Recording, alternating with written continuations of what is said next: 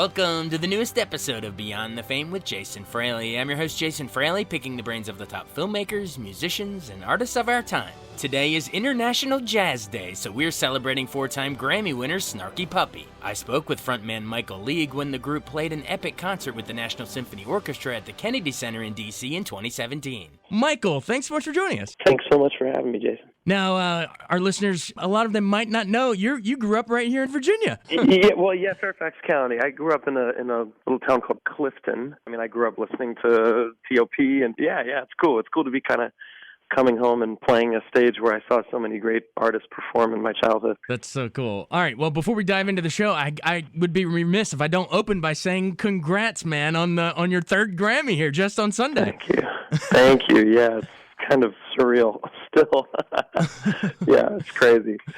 What was that experience like? Because it was in like the pre-televised portion, right? Yeah, I think they saved kind of like the big categories for the primetime airing, but yeah, in the pre-TV show they do like kind of actually the majority of the Grammys. I think there's it's like 70 or more categories that they do. Yeah. Even if it wasn't on TV, it had to have been an insane experience and an honor. I mean, you've won 3 before. Does it ever get tiring? Probably not. Yeah, it's interesting so this was our third, and the first 2 that we won were for projects with special guests. So the first one was a charity record that we do for youth music education organizations called Family Dinner, and that featured Layla Hathaway on that song singing.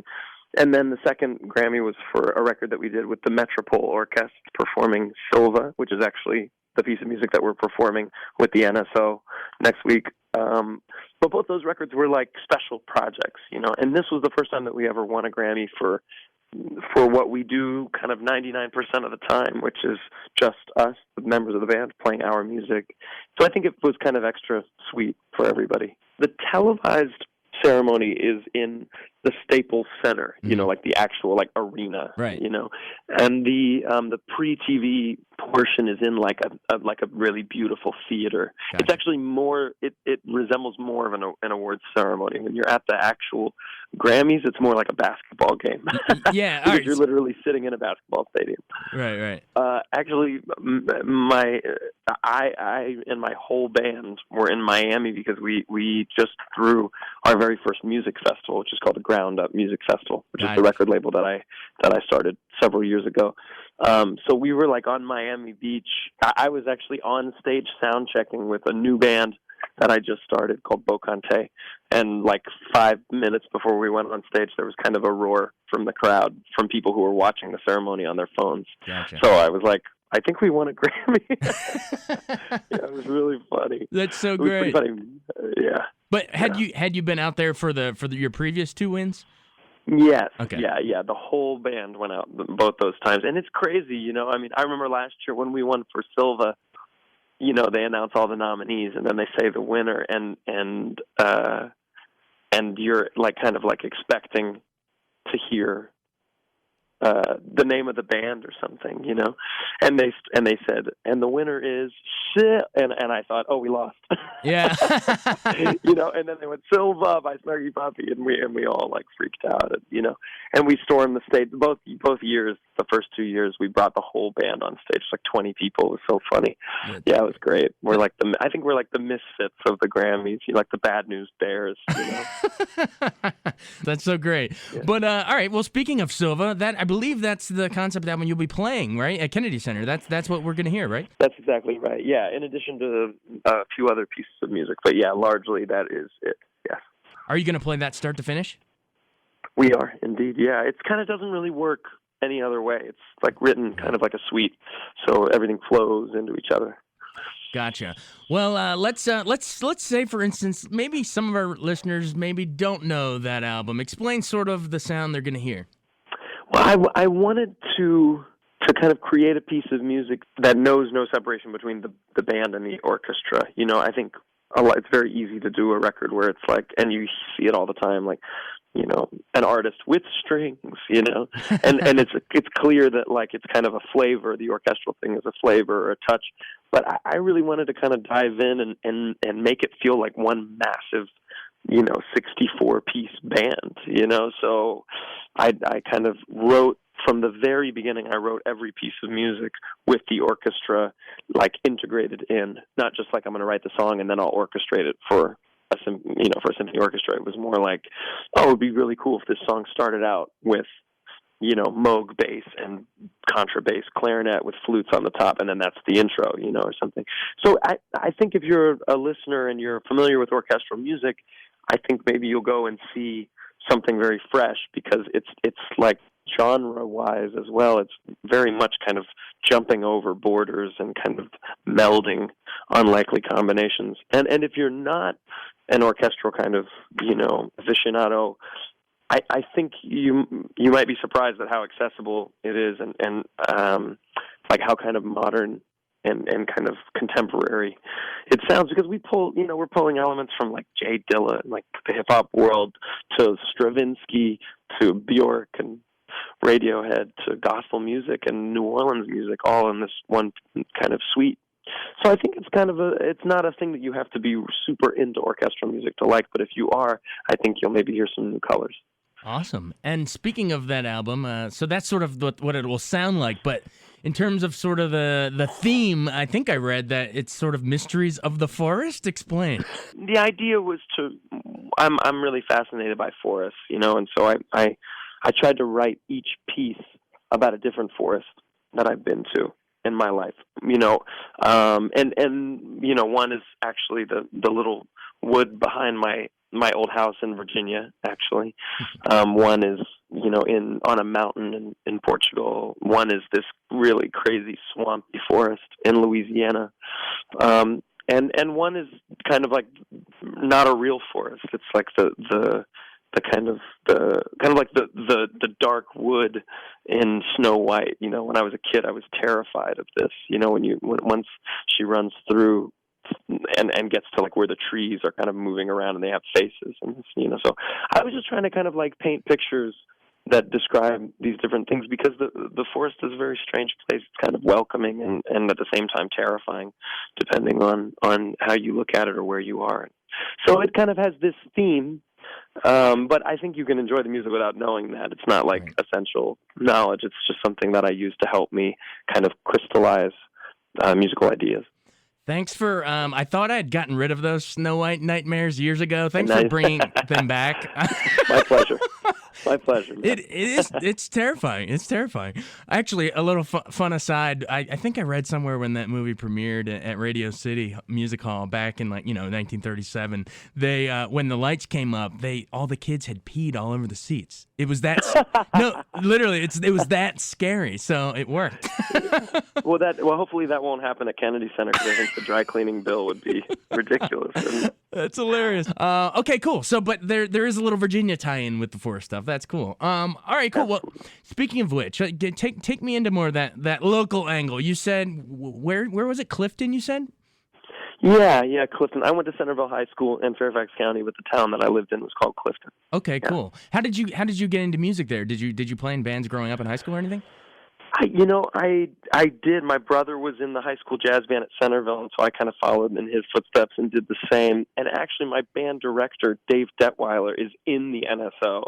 So we're inviting him to come up and play a solo on one of the tunes. It's really crazy, kind of a full circle thing. I remember he used to kidnap me and a saxophone player from our high school and take us to Georgetown University on Wednesday nights to rehearse with their big band, because they were short a couple guys, So he was one of those directors that just like went way out of his way to kind of like to help young budding musicians kind of develop, and so now it's really weird that he's going to be there. And then there's another guy, a trombone player named Victor Barranco, who I went to North Texas with. I went to music college with him in the jazz studies department, and he's in the NSO too.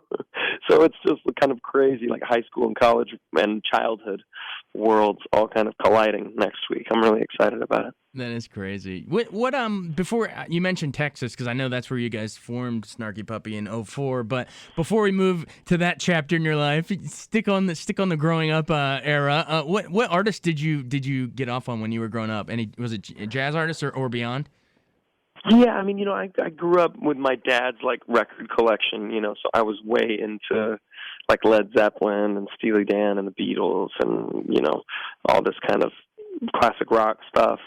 Crosby, Stills, Nash and Young, and then but my dad also had like a bunch of like Stevie Wonder and kind of James Brown and kind of all that funk stuff, and then my brother was hitting me with all the jazz and world music from his collection. So my listening tastes have always been pretty varied.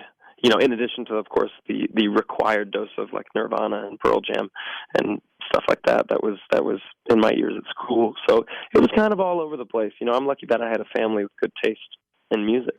Absolutely. Well, you need to listen to a wide range of stuff. I mean, everyone should. It informs so much. Yeah. Awesome. All right. Well, take me into when you guys formed then down in Texas. How did that actually come about, and how the hell did you come up with the name Snarky Puppy? Actually, the guy who initially came up with that name is the tenor saxophone player in the tenor saxophone player in Bruce Hornsby's band. His name is Bobby Reed. Hey. And he came up with that name for something. And then my brother was going to name a band that, but then he decided to name it something else. So the name just kind of was in my head for a long time, and I had just finished my first year at the University of North Texas, and I was writing music and wanted to do a gig. So I put a band together and booked a show in the basement of a pizza place in Denton, Texas. And I needed a name for the gig, and I was like, I'll just use Snarky Puppy. That's kind of a funny name, and I can put a dog photo on the poster, and people will pay attention to it. And I just thought it'd be maybe 1 gig, 2 gigs, 3 gigs, and I'd change direction or whatever. And now it's like 14 years later, and I'm stuck with this stupid name. It's not stupid. It would have been stupid if you said Snarky Pepperoni at the but Snarky Puppy is awesome, dude. That's awesome. It's kind of weird, and I didn't even know that like Skinny Puppy existed at this time. I was like an 18-year-old like jazz kid, So yeah. Many regrets with the name, but you can only do so much about it. Don't regret the name. I love it. It's catchy. You look down a list of music venues going on, and I see that. Oh, man, I'm there. It's perfect. All right. Well, that's sort of the name, but how did you, outside of the name, how did you actually form the band itself with the initial members? Well, they were just all friends of mine from college, actually. We were all just like jazz nerds, jazz majors at North Texas, and I just kind of put together this group of guys that I thought would play the music well, and we were off, Absolutely. And now it's grown. I assume it's just grown and grown over the years, and eventually it became. What, you guys are close to 40 members now? Is that right? The fam? I don't know. Yeah, somewhere between 20 and 40. I mean, it's kind of like a large band with a deep bench. Right. So I mean, it's kind of like the line between band member and occasional band member is pretty blurry. It's just kind of like a big family of musicians. I gotcha. That's crazy. But how do you pick up every now and then? How do you keep adding your new pieces? Is it just people you meet while you're out on the road, or how does that work? Yeah, I mean, if there's if we need another, like if all of our guitar players are busy, we need to get another guitar player. We call somebody that we know will be right, and they kind of come in with the music learned, and the rest of the band obviously has been playing the music for a long time, so they kind of just slip right in, and it's nice. It injects kind of a new, fresh flavor to the personality of the band. All right, cool. But I believe this is the first time. I know you guys have done live orchestral stuff overseas, but is this the first time that you've done it in the U.S. or in North America? It's the first time we've ever performed Silva in North America. Yeah. Wow, that's true. Where are some of the other places overseas that you've played with big? Because you're doing NSO this time, but what are some of the other ones? We did 2 gigs in the Netherlands with the Metropole Orchestra. We did a gig at the very famous Olympia Theater in Paris. We did one in Coutances in Normandy for a festival there. We did one in Stavanger, Norway. We did just recently. We went over and played. God, where was it? We played in Bremen, in Germany, and somewhere else that I can't remember. It's all been Europe. It's actually every show that we've done Silva has been in Europe. So I'm excited about this to bring it back home. Yeah, this is a treat. Everyone here will get to, not only is it your home, it's the first time anyone in the U.S. or North America, for that matter, will see this kind of a thing. This is great. Yeah, it's true. Yeah, I'm excited. That's cool. Well, we thank you for joining us and taking the time. You've been generous with your time, man. We'll let you get back to work. My pleasure. Thank you, man. See you soon. All right, sounds good. See you out there. It's the Kennedy Center, Snarky Puppy with NSO Pops. Thanks, Michael League. Thank you very much for having me. Thanks so much for joining us on Beyond the Fame with Jason Fraley. Remember to hit the subscribe button and give us a 5-star rating if you like what you hear. We'll see you next time.